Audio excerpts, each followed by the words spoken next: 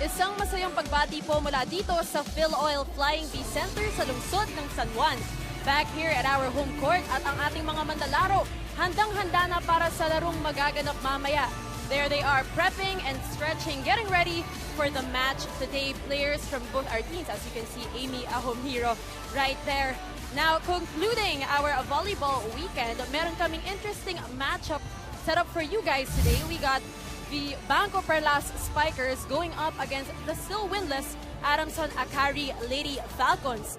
Ito po ang live and exclusive coverage ng Premier Volleyball League Open Conference na inyong mapapanood dito lamang sa Liga HD via YouTube at via live streaming on the Philippines' #1 sports website. Yan po ang sports.abs-cbn.com/livestream/PVL. Magandang hapon po sa inyong lahat and happy Sunday. Ako po si BanKo-Perlas at kasama ko ngayon, kilala natin siyang lahat, the UAAP legend himself, Doc AJ Pareha. Kumusta ka naman, Doc AJ? Yes, Billy, talagang legend. Yes, of course, kailangan ko na sabihin yun. Okay naman, kumusta ang weekend mo? It was very good, restful weekend. And how's yours? Was it fun? What did you do? Nag-beach ka ba? Or... Stayed in Manila lang. Mas napipili ko yung undas dito kasi wala masyadong tao. That's true. Walang traffic dito. And of course, completing our trio, we got the very beautiful panel at large na si Roxy Montealegre. How are you, my Roxy? Hello, my Billy. Alam mo naman, napaka-sweet natin. So, kailangan kong balikan yan. Hello to you, the very gorgeous BanKo-Perlas. And how was your trip to Marinduque? I know you just got back kanina. Yes, actually, this morning I got back. I'm fresh from the island. I'm sure hindi lang ako yung refreshed today, pati na rin yung mga players natin. So, I can really feel the good, calming vibe here also. Exactly. Kaya ang tanong ko sa inyo, handa na ba kayo? Ready na. Handa na Ready kami. na kami dito, kaya simulan na natin ang saya. Tara, game!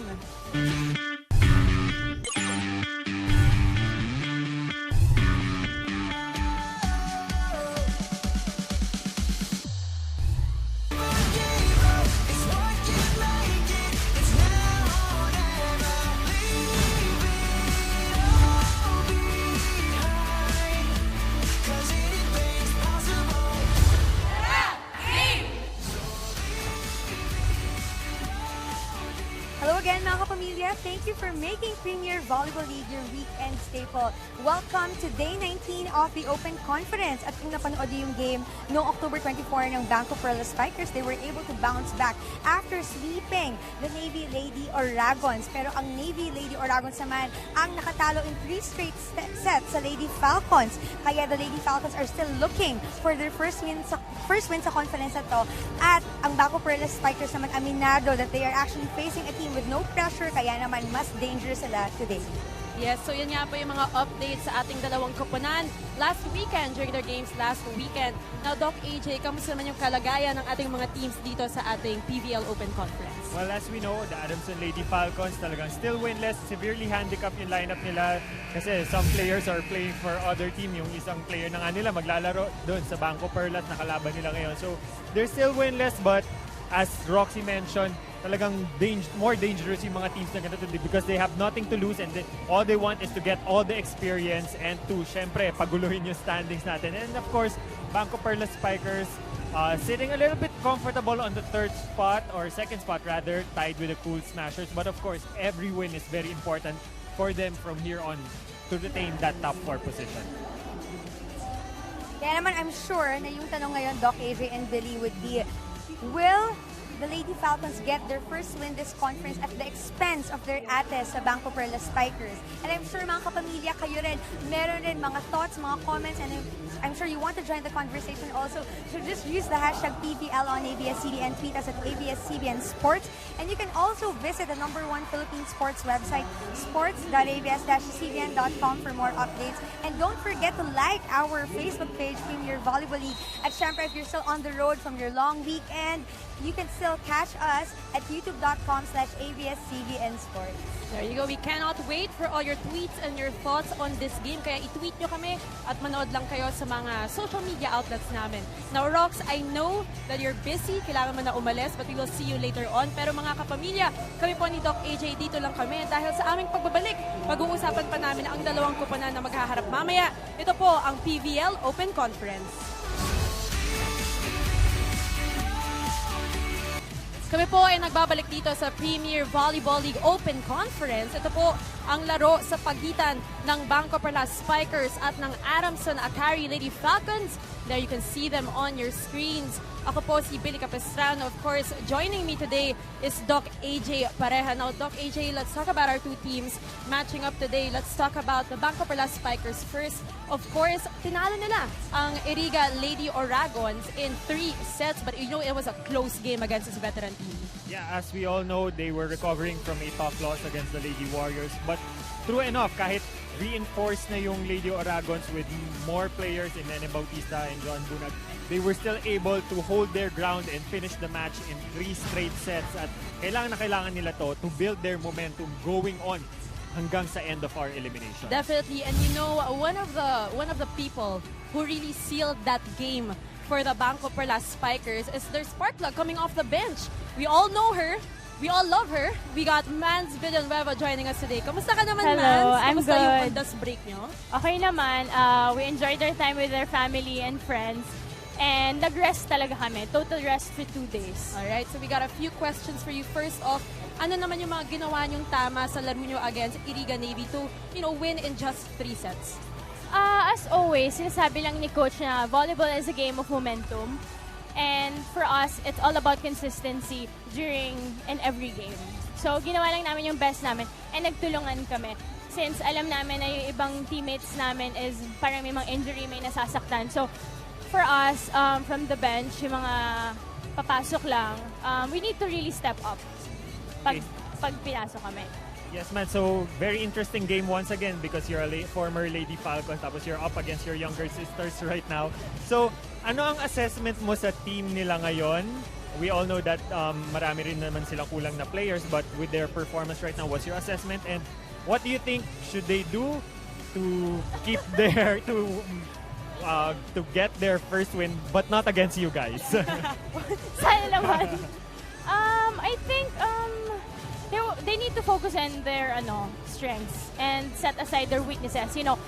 Being Ellie on the side, coaching them. Sana mas ma-inspire sila na parang sinusuportahan pa rin sila ng mga tao na will always be there for them kahit kulang sila. It's teamwork and just be there for each other. Meron bang mga Lady Falcons na lumapit sa inyo asking for advice here in the open conference? I think with Fen and Joy, kasi mas malapit sila dun eh. Parang ilang years pa lang sila wala dun, so naabutan nila. But with me kasi, matagal na. Hindi ka matanda, wag mo sabihin yun. Huwag mo sabihin matanda. Magka-age Okay, lang tayo. Pero mga 4 years na rin, 3 years na rin nawala. So sobrang bago nila, new faces. Alright, thank you so much, Mans, for your time. Thank We'll see you. you later on. Good luck once again in your game today. Now, Doc AJ, let's continue talking about this team, itong BanKo-Perlas Spikers, and let's focus on the blocking in that game against Iriga Navy. Yeah, very big factor yung naging play ni actually former Lady Falcons in Joy Dacoron and Amanda Villanueva. So yung tandem nila being Joy Dacoron in the middle and Amanda Villanueva in the opposite position. So a lot of the blocking opportunities are really rests on them. So they were able to stop John Bunag and Nerissa Bautista with their explosion. So kahit papano, they were still able to hold off the Lady Oragons in 3 straight sets. So we will see kung itong dalawang players, former Lady Falcons, how they're gonna fare against their alma mater. Now, we'll be right back at sa aming pagbabalik, pag-uusapan naman namin ang kabilang panig, ang Adamson-Akari Lady Falcons. Ito po ang Premier Volleyball League Open Conference. You're still watching the Premier Volleyball League Open Conference. You're with me, Billy Capistrano, and Doc AJ Pareha. Ngayon, Doc, pag-usapan naman natin yung kabilang panig. Let's talk about the Adamson-Akari Lady Falcons na tinalo ng Iriga Navy Lady Oragons last Saturday. I covered that game with Armand. And even if they lost in 3 sets, lumaban talaga ang young squad na ito. Yeah, kita-kita naman natin sa result. No? Even if they were beaten in 3 straight sets, yung scores hindi sila nagpalayo, especially in the second and third set. They almost got the second set and could have been a big momentum shift for the team. But syempre, yung experience din of the reinforcements sa Lady Oragons na si Joan Bunag and Nerissa Bautista was very critical in holding off the youngsters in this match. So ngayon, they're still looking for that first win and mas delikado nga yung teams na ganito kasi they have nothing to lose and all the experience to gain, especially in this conference na they're up against club teams. And you know, with this Adamson-Akari Lady Falcons team, they're very young and unfortunately plagued by a lot of injuries. Kaya I think yung ginagawa ni Coach Air ngayon, sinasanay niya yung mga basbata niyang players to, really get the hang of things inside the court. And one of those players na talaga namang nag-step up sa laro nila against sa Lady Oragons, ang ginawa nilang main setter sa larong yon, si Nika Yandok, and she's actually joining us today. Kamusta ka naman, Nika? Nabigla ka ata sa pag-interview bigla. Okay ka naman? Kamusta ka? Okay lang po. How did you spend your break? Nagpahinga lang po. Nagpahinga lang. Now, we're gonna ask you a few questions before you get back to your warm-ups. Yung first question ko, it's about that game against the Lady Oragons. Ikaw yung ginawang main setter. So, ano naman yung feeling na, you were given such a responsibility? Na pressure ka ba? Or were you pushed to improve even further? Siyempre po, nag-try po talaga ako kasi nga po, first time ko po sa collegiate conference po, lalo na po UAAP. Tapos po, at the same time po, na-pressure din po kasi nga po, first setter. Unang ko lang pong game. Saba ka agad, di ba? Yeah, because I remember during the collegiate conference, ang main setter nila si Igaw. Yes. Diba? Tapos ikaw sinasubin ka lang. Tapos ngayon ikaw na yung main setter. So, ano yung naging adjustment mo? Kasi, syempre, kulang din kayo sa players. So, paano mo na ma-maximize yung rotation mo dun sa court? Nakikinig lang po ako kay coach. So, ang sinasabi po nila, para po, mas lalo po pong mag-improve yung setting ko. Tapos po, at the same time po, matulungan ko po si Ate MJ yung pag po nahihirapan po siya, may kapalit po siya. Ganun po. So I asked yung teammate mo last game, we covered that game against the Lady Oragons. Sinanong ko sa kanya, ano naman yung mga natututunan nyo dito sa Open Conference? You're a young team, bata ka pa. How are you learning from your ates dito sa ating liga? Ano po, kasi po, di ba po mga veterans po sila, mas, syempre po, magpupush ka na mag hard work po kasi po mga veterans yung kalaban mo, kailangan po pong talagang magsipag. Yun po. We're so proud of the growth of your team. Ready na kayo sa UAAP. Maraming salamat for your time. Thank you Nika, po. we'll see you later on. Thank you po. Sige, warm up ka na. Mukhang busy ka. So thank you so much, Nika. Now, Doc AJ, let's talk about, Nika Yandok, who we just had here. She was the one who had really big shoes to fill in that game. Sabi mo nga, she took the place of Mary Jane Igaw as the main setter during the Lady Oragons game. Yeah, even MJ Igaw herself had big shoes to fill in Fen Emnas, who is the setter now of the BanKo-Perlas. So, actually, considering Nika Yandok and MJ Igaw, they're still both rookie setters in a way kasi kakagraduate lang ni Fen and sila yung hindi pa talaga nakasabak mainly sa big tournament nila, which is UAAP. But now they are getting all of their experiences in to make 23 running sets in just 3 sets is a good stat for Nika Yandok. At yun ang talagang gusto natin dito, Doc AJ, sa PVL Open Conference. It's an avenue for young players like the Adamson-Akari Lady Falcons to grow alongside their idols and their ates. Now, simulan na natin ang laro. Ready ka na ba? Yes, of course. We are very excited for this interesting matchup. Pero syempre, bago ang lahat, yan muna si DJ Louie. Wag natin kakalimutan dancing it out and having fun providing the sounds for our game today. Kaya mga kapamilya, simulan na natin ang saya. Magbabalik po ang PVL Open Conference.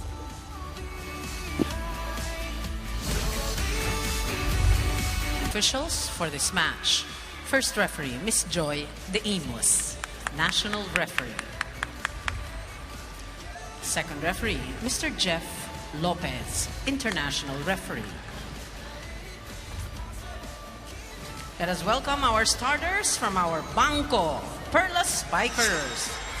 Let's begin with our team captain, number 3, Suzanne Roses. At number 2, Catherine Adriel Bersola. Wearing jersey number 6, Angeline Marie Hervasio. At number 11, Mary Joy Dacoron. Wearing jersey number 17, Fenella Risha Emnas. And number 19, Nicole Ann Tianzong. Libero, number 7, Maria Giselle Jessica Tan. Head coach, Mr. Ariel Dong de la Cruz. Calling on our Adamson-Akari Lady Falcons. Game captain is number 3, Bernadette Laura. At number 1, Nika Sofia Yanto. Wearing jersey number 6, Sisa Joria Pinar. Number 7, Critch Makaslang. Number 9, Iara May Permentilia. And number 10, Lian Perez. Libero number 14, Tony Rose Ponce. Head coach, Miss Ares Ada. This is match number 37, second round of the preliminaries. May the You're best back team and you're win. still watching the Premier Volleyball League Open Conference. And you can see on your screens the starters for the BanKo-Perlas Spikers. We have Roses, Versola, Hervasio, Chamzon, Dacoron, Emnas, and their libero, Giselle Tan. And now for the Adamson-Akari Lady Falcons, we have Pinar, Macaslang, Flora, Permentilla, Perez, Yantok, and their libero, Ponce. So we got set 1 underway. Biddy Capistrano and slicing the game for us today. We got one of the UAAP legends, as I mentioned a while ago, Doc AJ Pareja, with us today. And that will be an early point for the BanKo-Perlas Spikers. Now, Doc AJ, early thoughts on this game? Well, as I can see, syempre, when it comes to maturity, BanKo-Perlas has more advantage, especially with Serving for key Bangko. players like Z Hervasio and C Roses over at the wings for BanKo-Perlas. However, dito naman sa Adamson, pinaka-top scorer na nila ng last time, si Pinar, di ba? So, Roses, trying to close to. introduce herself also, but as we all know, Permentilla and Flora are very much also capable of doing damage from the wings. But you know, as an athlete yourself, bakit sa tingin mo wala pang panalo itong Adamson-Akari? Service, Hervasio. As I see right now, malaking kawalan talaga si Joy Dacoron for this team. Solid hitters from the wings with Flora and Permetilla, as I Off the mentioned. block. But Lady Falcons yung get their middle first sila medyo bata pa eh. Ito si Macaslang, I think she's still a rookie. And Leah Perez is also a veteran player for the middle.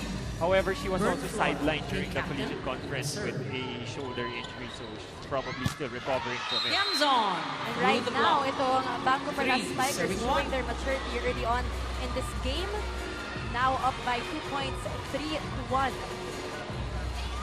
So yun yung magiging big factor for the Lady Falcons if they want to notch their first win is to how to improve their block. So far, all clean hits coming from BanKo-Perlas, so kailangan nila mapitulan yun. Pinar. That's with a short point tip. here for Adamson-Akari Two, Lady serving Falcons. 3.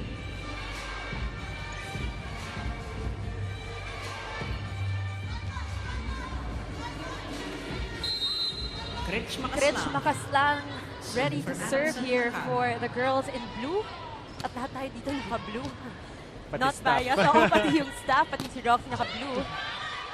But no Sunday blue here dito sa ating open conference. Touches. Called on Yando.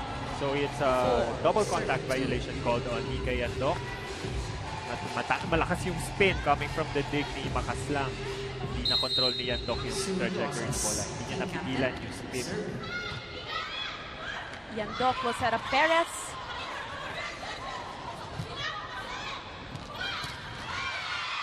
And that would be a point here for Pinar, BanKo-Perlas turned back Spikers on the as ball. we go to Rox Montealegre for her Serving report. 2. Sanay tayo na kung sino ang may birthday, siya ang nakakatanggap ng regalo. Pero kahapon, nag-celebrate si Nicole Chamzon ng kanyang birthday. Siya mismo ang naghandog ng regalo sa mga batang tinitraining niya sa Spike and Serve. Taguyod niya ito sa kanyang hometown in Taytay, kung saan nagpa-try out siya sa mga batang may potential sa volleyball at tinrain niya ito ng isang buong taon para maka-join ng mga competitions. At hindi lang siya from her team, pati na rin si Kat Versola ang nag-serve ng community nila at nag-give back sa volleyball community. Kung saan kamakailan ay nag-train din sila ng mga bata sa Heroes Camp na project naman ng ABS-CBN Sports. At ngayon naman, ano kaya ang regalo ng mga teammates nila for Nicole? Puntayin natin yan maya-maya. Billy and Doc AJ. Thank you so much for that report, Roxy. At ngayon, alam na natin na birthday pala ni Chami kahapon. Hindi natin siya nabati kanina. Well, happy birthday, Chami. Happy birthday, Nicole. Tsaka syempre, sobrang admirable yung ginagawa niya for the volleyball Service. community. Pinar. Ayan, you can see on your screens from the Heroes Camp na from ABS-CBN talaga. That's a volleyball camp. Chami was there. I saw her. Martin Javier hosted that event, or that camp rather. Back to this game. Ponce will go to Flora. A little bit too low. Hits the Point net. here for BanKo-Perlas. 6-4. A bit of hesitation on the part of Burn Flora, no? Kasi Hindi niya in-expect na siya talaga yung papalo, so hindi siya nakabuelo ng malayo. Nabigla siya ng konti doon. Kaya yung pagpalo niya, nag-hesitate na siya. Yandok to Permentilla. Soft touch. Nandun si Z. Siguro si Hervasio. Dacoron. Fen Emnas sets up Z once again. Nice save from Ponce. Permentilla gets it to go. Permentilla off the hand of the Coron. Wise idea din sa part ni Permentilla. Hindi na rin siya nakabuelo na maayos kasi hindi optimal yung set sa kanya. So, she just used yung block ng ate niya, Joy Dacoron.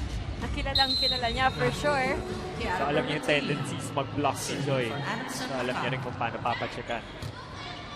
Fen Emnas, this time once again, si Hervasio. Great blocking by Adamson. Z will try again, changes the tempo. They go to Perez.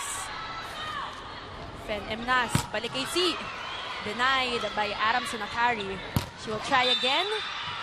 There's a net touch. Net touch violation to be called on Nika Yandok. Serving 5. Nika Yandok having 2 violations so far here in our set number 1. We are currently at 7-5 with BanKo-Perlas Spikers leading the game. Joy Dacoron.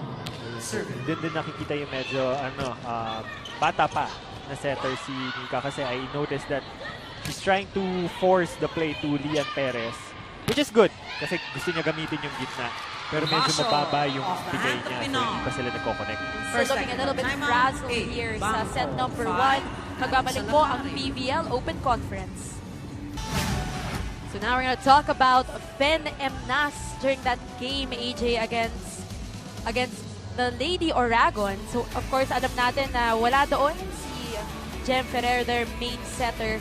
And in that game, she had 25 running sets and 8 digs. Yeah, we all know how good of a legendary setter din yan si Jem Ferrer. But of course, in her absence, Fen Emnas was quick to step up. And we all know naman what she's very much capable of. She was very monumental in their good finish in the UAAP last season. So, even in the absence of Jem Ferrer, and kilala niya rin naman yung mga players na to, especially si Joy Dacoron, kasi yun yung very crucial is having a good connection between the middles and the setter. So, they were able to really execute well and win the match in 3 straight sets. So we have a lot of players here from BanKo-Perlas. Sabi nga natin, former Lady Falcons. How much of an advantage is that if you are part of the BanKo-Perlas Spiker squad? Well, it's very much an advantage for them because kilala nila yung tendencies ng mga younger players, especially si Dacoron and si Emnas. Emnas would know yung decision-making ng mga setter ng Lady Falcons and alam niya rin yung hitting tendencies ng mga spiker. Ganun din kay Joy. She knows kung saan siya tatapat when it comes to blocking. Yeah, very exciting to see, diba? Like we said a while ago, how they're gonna pair against their former squad na struggling dito sa ating Open Conference. Serving for Adamson-Akari. That will be a service error on the part of Thea Perez. So far, Adamson showing a lot of errors in their attack and serve. So, one serve, at saka yung mga attack errors na pupunta lang sa net yung bola. That's one thing they should minimize if they want to change the tides of this match. Especially against a veteran team like the BanKo-Perlas Spikers na sanay na dito sa PVL. Yandok. Pupuntahan si Flora. Blocked by Bersola and Roses. Yandok once again. Free ball here for BanKo-Perlas. Z saves it. Now free ball for Adamson-Akari. Makasnang. Nandoon si Emnas. Hinabol ni Giselle Tan. Back to Z. Yandok to Flora. That will go off the block for Burns Flora. Serving 10. So yeah, so what we've been mentioning a while ago now, solid ang attackers ng Lady Falcons when it comes to the wings, especially Flora and Permitilla. Pero yun nga, we're still yet to see a good attack coming from the middle. Kasi kung hindi threatening yung middle, hindi sila masyadong papansinin nung BanKo-Perlas. Later on, maglo-load up na yan sa block sa wings. You can see the block faults here. BanKo-Perlas with 4, Adamson-Akari just with 1. They throw it into the other side. Fen Emnas quick hit to Kathy Bersola. Bersola with a quick That is attack. good for 11, serving 7. Kathy. Just gotta admire Kathy Bersola, currently in med school. Yes, that's what I was gonna say. Still Hindi playing. ko alam kung tatawagin ko siyang Doc Kathy kasi hindi pa naman. Pero kaya nag-pause ako Soon ng to be. konti. Yes. Future doctor. See your bash. How hard Serving for is it Bangko. to be in med school and also play in, you know, a league like this? And before that, before you answer that on your screen a while ago, Mrs. Ball Agnes is out. Gervasio and 12 Josh, to yes, 7. the mom and the brother of Z. We see them in her Instagram stories. Enjoying the game today. Always there, present, whether indoor or beach ball. Yes, Service. full Gervasio. support para kay Ma'am Amazona na si Z, who will be serving. Unfortunately, Ball is out. service Nabate. error. Nabate Nabate nakita. natin. Na-nervous nakita ata si Mommy tsaka si Josh. So, service error for C, 12-8 in favor of BanKo-Perlas. Now, back to my question. How hard is it, you know, Game captain, for Bern Flora, you to be in serving. med school at the same time playing in a league like this? Well, I remember I played my final year in the UAAP. I was first year med school. So it was a Down little the bit line. difficult because Pinar. syempre there's 9, compromise. serving 12. Siguro in a regular week, I'll miss 1 to 2 trainings kasi talagang hindi kaya when it comes to the schedule. But of course, you more than make up for it Service. when you're Flora. present in training. And yung ginagawa ko rin nun, if I'm gonna be missing training, I'll make sure that I go to the gym to at least have a good sweat. Siyempre, On the Yeah, hit out syempre you for reap the Mentilla. rewards after that feeling 10 to of still 12. playing and accomplishing everything you need to do in med school. kasi once you're a volleyball player, hirap yun. As long as kaya ng katawan. Babalik-balikan, di ba? Service. As long Flora. as kaya ng katawan. We miss Kathy. Nice to have her back in the PVL. There we go, making her presence known Back quick. here in our Bersola. set number 1. 14, Narinig ata tayo. Former best blocker also in the Yes. UAAP. And she will be serving this time for the BanKo-Perlas Spikers. And inviting all our viewers, Kathy kung Bersola. malapit lang kayo dito sa Serving Phil for Oil Bangko. Flying V Center, why don't you guys, you know, come join in the fun? And also, you can tweet us at ABS-CBN Sports gamit ang hashtag na PVL on ABS-CBN. Chami, birthday girl. They'll be able to save it. Free ball, Fred Emnas back set kay Sue Roses. Roses Communication with the error in the part of 14, Makaslang and serving Ponce. 10. Ganda sana nung dig ni Flora and Ponce was already running. Pero nakita niya pumorma kasi si Makaslang eh. She bent a little bit. Timeout. As we go to Adamson. 10. We're making 85. these amazing defensive plays. And what are you guys doing at the net? Great dig by Nika. Great dig by Tung. What are you scared of? Who else do you think is going to get the ball? Our second That's when match. you got to turn around, see the ball coming, go up, and joust it over. Diba? You guys were making these amazing defensive moves. You're killing it at the net. Okay? Get your head in the game. Expect for our team to get the ball up and turn around aggressively. Anticipate it. Let's go. Coach Air showing a little bit of frustration because as we all know, the Lady Falcons has been known for their tremendous floor defense. No? Yun nga lang, wala silang conversion ngayon eh. It's not all the time that the wings will be able na makaporma para umatake. And sometimes, especially the middles, has to be very aggressive in the net. Like, my position kasi yan before eh. As long as yung bola malapit sa net, kailangan very aggressive ka in controlling it. That will be a violation called again dito sa Adamson-Akari. And one of the things na ayaw makita ni Coach Air from her players. Intention sana ni Permetilla na gamitin yung blockers. Kaso tumama muna sa antena. Point will go to BanKo-Perlas Spikers. 2 straight points rather for them. As we go to our second technical timeout, magbabalik po ang PVL Open Conference. Cessa Pinar, one of the superstars, the new superstars here for the Adamson-Akari Lady Falcons. She did so well, AJ, in that game against the Lady Oragons. You know, one of the girls that's really been stepping up for her team because of all the injuries that's been plaguing them. Yeah, and it's really a good opportunity for her na mahinog for their major competition after this kasi malaking shoes yung kailangan niya i-fill in Ellie Soyud with the opposite position. So having her getting all the experience at yung tapang ng loob when it comes to this kind of match, at least there's a backup for Ellie Soyud pag on the time na she's not playing well. And she's been really, one of the...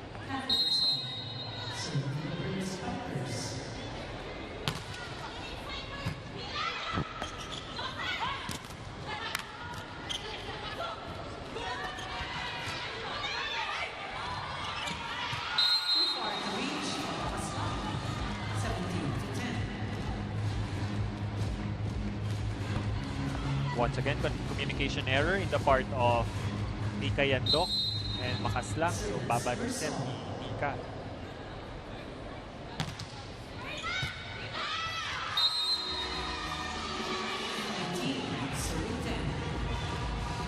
BanKo-Perlas Spikers now with their biggest lead of the match, 18-10. So ngayon, nagkakaroon ng problems when it comes to reception, yung Lady Falcons.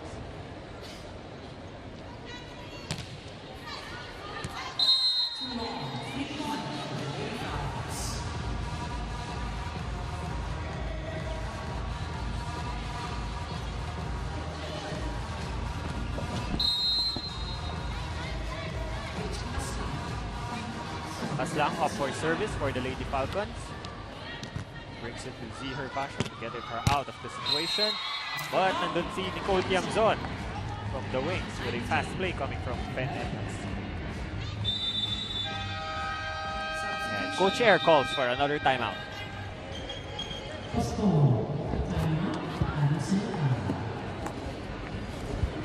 Set and pressing over. You're still going over by the time she's swinging. Okay, and know the difference when Gervasio's up there, she takes a little slower time because she's a little bit more shoddy. Tiamzon is definitely going for the kill. She has a fast arm. Get out there, press, press, press, press, press. Okay? Let's go! Vale, let's go! So Coach Air reminding the blockers on paano nila tatapatan yung open spikers ng BanKo-Perlas, no? Dalawa kasi yung magkaiba yung style ni Hervasio at ni Tiamzon. Sabi ni Coach Air, Hervasio is more of yung shot snaking. Ibig sabihin, hahanapin niya muna yung butas bago niya ipadaanin yung bola because of her, yung nature niya as a beach volleyball player. So she tries to look for the gaps between the blockers. While as Nicole Tiamzon is a power player na pag nakita yung bola talagang she'll drive her fast. But either way, kailangan pa rin yung blocking nila lampas or nagpe-penetrate or nagpe-press sa net. Ibig sabihin, hindi lang nakataas yung kamay as an easy target. We'll see the changes na mangyayari dito sa game natin. We're inching closer to the end of this set number 1, AJ. And as you can see in the score, it's 19-12. BanKo-Perlas still leading. Although a point there by Adamson-Akari. We've got substitutions. Miguel finally making an appearance. And Roque as well. Upo muna si Pinar at saka si Yanto. Coach Air using the 2 substitution. So pinasok niya yung opposite spiker niya at saka yung setter niya, pinagpalit niya. Para to ensure na merong 3 spikers sa harap. Pero on her regular lineup where Ellie Soyud is there, she rarely does that. Kasi nakakapag-back row attack naman si Ellie. Right there, Kiara Permentilla with a point for Adamson-Akari. Lady Falcons are inching their way closer dito sa BanKo-Perlas Spikers. Inuunti-unti yung lead ng team na ito. Jem Ferrer, Tuto Romal, who was also making an appearance here for the first time. Permentilla on the regalo. So quick thinking in the part of Permentilla. Timeout. Perlas Spikers. Kita niya, nagsascramble plus sa floor defense. Perlas Spikers. So regalo na lang parang. O sige, sa maganda receive lang ha. Sa magandang pasa, medyo kargado yung set piece. Targa yung palo. Perlas Spikers face Petrogaz at 6 in the evening on Sunday, November 11. Here at the Phil Oil Flying V Center. Ayan, si Ellie Soyud, bakit nag-e-enjoy? May merienda pang bit-bit. Of course, we all miss her, on the court, providing that leadership para sa kanyang koponan. But for now, she will just watch from the sidelines, offering support sa kanyang mga teammates. Just 5 points for the Lady Falcons. And also Two coming ties. back in First court, set. si Jem Ferrer Still are on the setting same zone, number for 11. the BanKo-Perlas. MJ Isa rin niyang Lina. UAAP legend, sabi nga natin kanina. They will go to Doromal. Flora. Fermentilla. It hits the net, 20-14. Permetilla trying to avoid yung block ni Joy Dacron with a sharp cross-court hit. Kaso nga lang, hindi niya na-maximize yung talon niya. Kaya sa net lang dumaan yung bola. Actually, Chiara Permentilla seeing action here again today in this game against the Lady Oragons. She wasn't, she was barely Attack she error, wasn't Roque, 21-14. Another attack error in the part of Roque. Ayaw ni Coach Air yun. Kasi bumuelo na siya para pumalo. Tapos last second, nag-hesitate siya. You can really see the frustration sa mukha ni Coach Air ngayon. Di talaga siya masaya. Permentilla. A little too Another attack wide, error. 22-14. This Adamson team not finding their groove dito sa set number 1. Not being consistent. Service, Tiamzong. Birthday girl Chami serving. BanKo-Perlas back to an 8-point lead. They find that zone at Naliwa. goal, capitalizing on it. 15-22. Substitution, Adamson-Akari. 9 If I remember correctly, yun pa lang siguro yung first attack ng Lady Falcons coming from the middle. So unless they start getting more points coming from the quick attacks, mahirapan sila. Walang mangyayari dito sa set number 1 if they don't make those adjustments na sinabi mo nga, AJ. Jem Ferrer to Ziher Vasho. Great defense there by Adamson. They send it to the other side. Ferrer to Doromal. Great save by Ponce. Kulangan ng Ponte. Lucky point coming 50. from the Lady Falcons. Medyo risky yung ginawa nung BanKo-Perlas with a running attack to the right ni Joy Dacron and running attack to the left ni Joy Doromal. And we're seeing on the court right now, after a long time, si Maymay Tajima making an appearance dito sa set number 1 for the BanKo-Perlas Spikers. Joy Doromal. Joy Dacron serving. Spikers. Ponce. Flora. Blocked right there and denied. Babalik na naman kay Flora. Iniwasan ng blockers. They go to Z. Great save by Igao. Ave, That ball is is out. overcooked. Point for BanKo-Perlas here now at Perlas set point. Spikers now at set point advantage. If I remember correctly, it's around 5 straight attack point errors for Lady Falcons here in towards the end of the first set. Okay, with the drop And shot. there, lucky point for 16, Adamson-Akari, 24. hanging on for dear life dito sa ating set number 1. Hindi pa binigay sa BanKo-Perlas Spikers. The most they can do is build up momentum coming into Ian the Perez. second set. Serving Not to the saying Lady that Falcons. Meron pa. anything is There's still a possible chance. still kung magawa nila yan consistently. And she scores. Kapag take on take, 17-24. 1 point at a time, ito na nga ginagawa nila ngayon. Not giving it easily, that last point para sa BanKo-Perlas. So it's 24-17. Perez. Ferrer to May Tajima. Tajima scores her And first set point number and 1 ends the for set. her squad. Perlas Spikers. And how did you find that set number 1, 17. AJ? Well, as you can see, it's very hesitant Lady Falcons coming into this first set. A lot of their actions are very tentative. Parang lagi silang double thinking kung gusto ba nila gawin yung this action or other action. So it's costing them a lot of errors. And as we can see, this big lead by BanKo-Perlas mostly out of the errors of the Lady Falcons. Tingnan natin kung paano sila babawi sa set number 2. Magbabalik po ang PVL Open Conference.